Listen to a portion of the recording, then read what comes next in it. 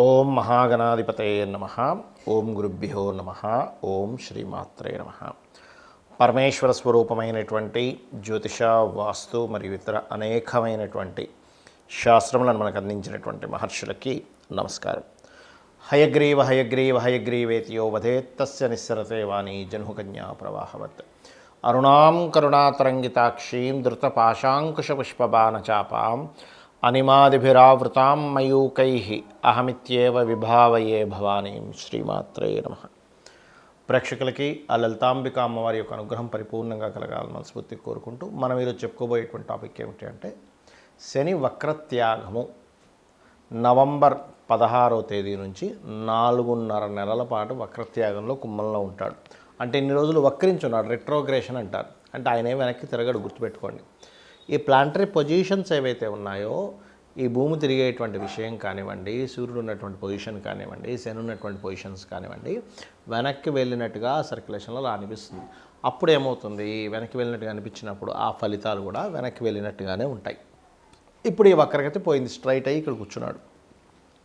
ఇలా ఉన్నప్పుడు ప్రతి గ్రహము కూడా తన స్వక్షేత్రంలో స్వస్థానాల్లో ఉన్నప్పుడు ఒక్కొక్క భావము అంటే ఒక్కొక్క ఫలితం ఇస్తూ ఉంటుంది. ఆ రకంగా శని భగవానుడు మనకి ఎటువంటి మంచి ఫలితాలను ఇవ్వనున్నాడు, ఏ విషయాల పట్ల మనం జాగ్రత్తగా ఉండాలి, మరియు అదేవిధంగా ఏ పరిహార మార్గం చేసుకోవాలి అనేటువంటి విషయాలు చెప్తుంది. నేనైనప్పటికీ కూడా చెప్పిస్తుంది సాక్షాత్ లలిత అమ్మవారిగా భావిస్తూ మనం ఒక్కొక్క లగ్నానికి, లగ్నం తెలియని వారి రాశి నుంచి చూసుకుందాం. మీన లగ్నము, మీన రాశి. మీకు ఇప్పుడు 12వ స్థానంలో శని వక్రత్యాగం అయిపోయి ఉంది. అంటే ఎల్నాడు శని స్టార్ట్ అయ్యేప్పటికీ 19 months అవుతుంది. ఇంకొక 4.5 months ఉంది ఎల్నాడు శని 12లో, మొత్తం కాదు 12లో. అండ్ దాని తర్వాత ఇంకో 5 years ఉంటుంది. అంటే మొత్తం 5.5 years మీకు ఎల్నాడు శని ఉంది. అందులో ఇప్పుడు ఈ 4.5 months మీరు జాగ్రత్త పడవలసిన అంశం ఏమిటి అంటే ఇన్వెస్ట్మెంట్స్ చేసేటప్పుడు చాలా కేర్గా ఉండండి. ఆ ఇన్వెస్ట్మెంట్స్లో ఏదైనా నిర్ణయం తీసుకునేటప్పుడు తప్పుడు నిర్ణయాలు తీసుకుంటూ తప్పుగా మీరు ఇన్వెస్ట్మెంట్ చేస్తారు. అప్పు తీసుకోవాల్సిన పరిస్థితి లేనప్పుడు అప్పు చేయడం జరుగుతూ ఉంటుంది. ఇట్లా అంటే రాంగ్ డెసిషన్స్ చేస్తూ ఉంటారు. అంటే ఏంటి, ఆల్రెడీ మనీ ఉన్నాయి తీసేసుకోవచ్చు కదా అంటే, లేదంటే లోన్ తీసుకోవాలి అంటూ ఉంటారు. ఎందుకు తీసుకుంటున్నారంటే తెలియదు, అంతే. తీసుకొని ఇది అక్కడ పెట్టేసి ఆ లోన్ తీసుకొని దాని నుంచి ఏదో తీసుకొని ఇక్కడ మధ్యలో మీరు చేసేటువంటి బిజినెస్లోనే ఎక్కడో చిన్న అప్ అండ్ డౌన్స్ వస్తే అక్కడ ఆ లోన్స్ కట్టలేక ఇబ్బంది పడుతుంటారు. కాబట్టి లోన్స్ విషయంలో చాలా కేర్గా ఉండండి. సంతానం విషయంలోని, లోన్స్ విషయంలోని, ప్రేమించిన వారి విషయంలోని, ప్రేమించిన వారితోనే గొడవలు వస్తూ ఉంటాయి. ఈ 12వ స్థానంలో శని ఉండి ఆ కుజుడు యొక్క దృష్టి ఉన్నప్పుడు, ఎందుకంటే 5వ స్థానంలో కుజుడు నీచబడి ఉన్నాడు. సో పంచమ స్థానం అనేటువంటిది సంతానము, ప్రేమించిన వారు, ప్రేమికులు, ఫ్రెండ్స్, వీళ్ళతోనే అనవసరమైనటువంటి గొడవలు స్టార్ట్ అవుతూ ఉంటాయి. బట్ ఇక్కడ ఏదైనా ఒక ధైర్యంగా ఒక పని చేయడం, ఇన్సూరెన్సెస్ మూలంగా, కొన్ని రీసెర్చెస్ ద్వారా, కొన్ని కొత్త విషయాలు బయటపడడం ద్వారా కొంత లబ్ధి ఉంటుంది. అందులో ఎటువంటి డౌట్ లేదు. కాకపోతే ఈ విషయాల్లో కొంత జాగ్రత్తగా ఉంటూ, కొంచెం ఉద్యోగ సంబంధించిన విషయంలో దూర ప్రాంతాలకు వెళ్ళి చేసేటప్పుడు కొన్ని జాగ్రత్తలు మీరు తీసుకోవాలి. ఇక మీరు చేయవలసినటువంటి దేవతా ఆరాధన ఏమిటి చూసుకున్నట్లయితే రాజరాజేశ్వరి అమ్మవారి ఆరాధన, గోవులకి క్యారెట్స్, బెల్లము, బీట్రూట్స్, గ్రాసము ఇటువంటివి తినిపించడము, ఇటువంటి విషయాల్లో మీకు బాగుంటుంది. మరియు ముఖ్యంగా దేశీవాళి గోగు తినిపించండి. కొత్తగా మీరు ఏదైతే అగ్రిమెంట్స్ చేస్తారో this is the right time. But విదేశాలకు వెళ్ళేటువంటి వారు, కొంచెం కాళ్ళ నొప్పులు ఉండేటువంటి వారికి కొంచెం ఎక్కువ స్ట్రెస్ ఇస్తుంది. కొంచెం సంతానం గురించి తీసుకునే నిర్ణయాల విషయాల్లో కూడా కాస్త జాగ్రత్తగా ఉండండి. చాలామందికి ఒక అపోహ ఉంది, ఏమిటంటే శని భగవానుడు అని పేరు వినగానే అమ్మో శని. ఫస్ట్ ఆ అపోహ, ఆ కాన్సెప్ట్ మైండ్లో తీసేసేయండి. శని అంటే ఎవరో కాదు, నవగ్రహాలంటే ఎవరో కాదు, గుర్తుపెట్టుకోండి. మీ యొక్క ఆలోచన విధానం నుంచి బుధుడు, మీ యొక్క మానసిక స్థితి, పూర్వజన్మల్లో పాస్ట్ లైఫ్లో మానసికంగా ఏం చేశారు, మానసికంగా ఎవరిని ఇబ్బంది పెట్టారు, మానసికంగా ఎవరిని చాలా క్షోభకు గురి చేశారు. Is moon your moon. అంటే మీరు, చిన్న ఎగ్జాంపుల్ చెప్తాను చూడండి. మరి రేపొద్దున మనకి ఎగ్జామ్ ఉందనుకుందాం, ఉదాహరణకి రేపొద్దున ఒక ఎగ్జామ్కి అటెండ్ అవ్వాలి. మనం ఇన్ని రోజులు ఏం చదివామో దాన్ని బట్టి అక్కడ అలా రాయగలుగుతాం, దాని యొక్క రిజల్ట్ అలా వస్తుంది. ఓకే, అలాగే మనం పాస్ట్ లైఫ్లో ఏదైతే చేశామో నవగ్రహాల పరంగా అంటే ఉదాహరణకి రవి సంబంధం అనుకున్నాం, ఎవరికైనా మనం చక్కగా మర్యాద ఇచ్చాం, ఈ జన్మలో రవి బాగుంటాడు. మానసికంగా ఇబ్బంది పెట్టాం, చంద్రుడు బాగుంటాడు. వాక్కుతో లేదా మన బుద్ధితో మ్యానిపులేట్ చేసి అవసరమాన్ని ఇబ్బంది పెట్టాం, బుధుడు ఇబ్బందికరంగా ఉంటాడు. బాగా చేసాం మన బుద్ధితో అవతల వాడికి సహాయం చేసాం, మన వాక్కుతో అవతల వాడికి మంచి ఇది చేసాం, బుధుడు బాగుంటాడు. మనము ఎప్పుడైతే ధార్మికంగా కాకుండా అధర్మంగా అవతల వాడిని ఇబ్బంది పెట్టేశాం, ధార్మికంగా వేరు అధర్మంగా వేరు గుర్తుపెట్టుకోండి. ఇప్పుడు మీకు ఒక ఒక ఒక అవతల వాడు ఏదో కేసు వేసాడు, మీరు ఏ తప్పు చేయకపోయినా సరే మీరు ధర్మంగా పోరాడడానికి మీరు అవతల వ్యక్తి మీద మళ్ళీ ఒక కేసు వేసో ఇంకోటి చేయడం ఇది ధర్మం. కానీ మీరు అధర్మంగా ఎప్పుడైతే చేస్తుంటారో అది ధార్మికమైనటువంటిది కాదు. అప్పుడు గురువు మీకు నెగిటివ్గా అవుతాడు. ఏది అధర్మంగా వెళ్ళినప్పుడు. ధర్మంగా వెళ్ళినప్పుడు గురువు మీకు పాజిటివ్గా అవుతాడు మీ జన్మజాతకంలో. అలాగే సంతానం విషయంలో కావచ్చు, సంతానం విషయంలో రవి గురువులు పాడయ్యాడంటే మీరు ఒక పూర్వజన్మల్లో సంతానం సంబంధించినటువంటి బాధ్యత లేకుండా ఎలాగో వెళ్ళిపోయారు. That is the concept. అలా శుక్రుడు అంటే వివాహము, శని అంటే మనకి కర్మ, రాహు అంటే మాయా లేకపోతే ఈ లోకంలో ఉండేటువంటిది, కేతు అంటే మోక్ష సంబంధించిన, దైవ సంబంధించిన, జ్ఞాన సంబంధించిన ఇట్లాంటివన్నీ తీసుకుంటాం అమ్మమ్మ తాతయ్య.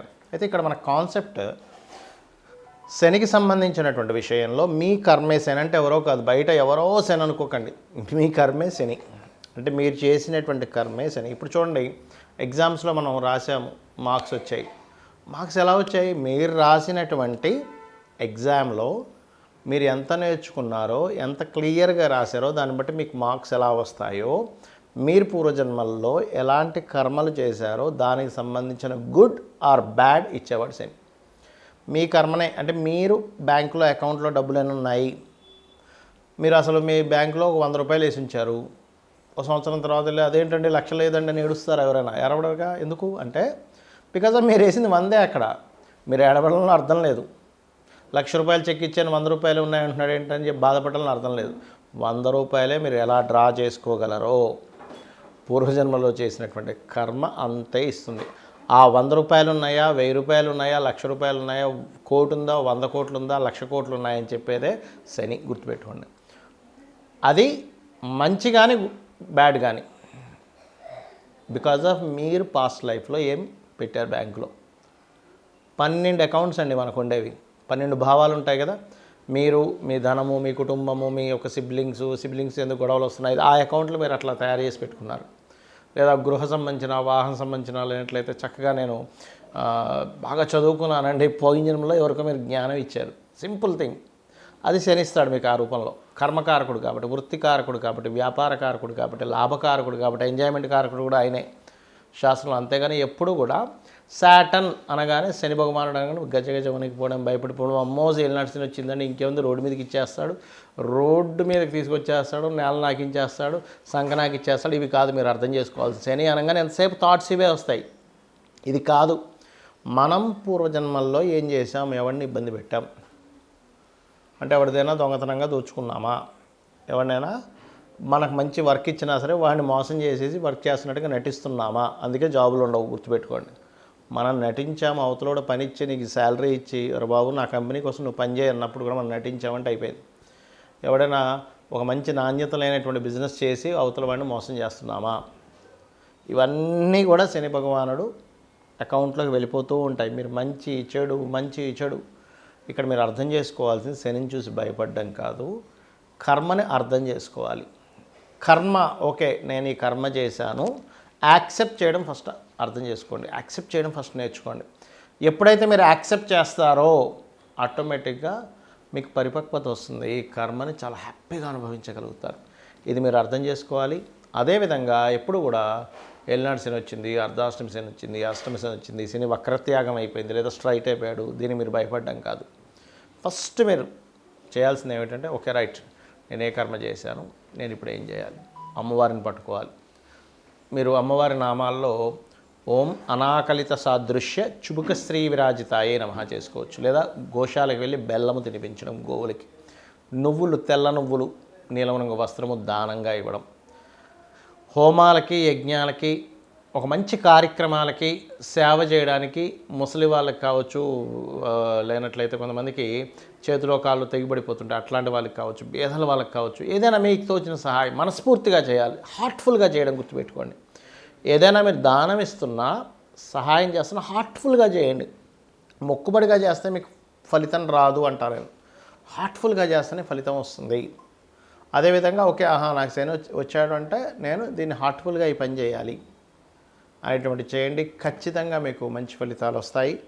మరి ఈ మనకి ఏంటంటే కొన్ని మాసాలు ఉంటాయి, కార్తీక మాసం, కొన్ని ప్రత్యేకమైనటువంటి మాసాల్లో కూడా వెళ్ళి అక్కడ దీపారాధనలు చేయడము, ఇట్లాంటివన్నీ చేయండి. ఖచ్చితంగా మీకు బాగుంటుంది. బాగుండాలని మనస్ఫూర్తిగా కోరుకుంటూ శ్రీమాత్రే నమః.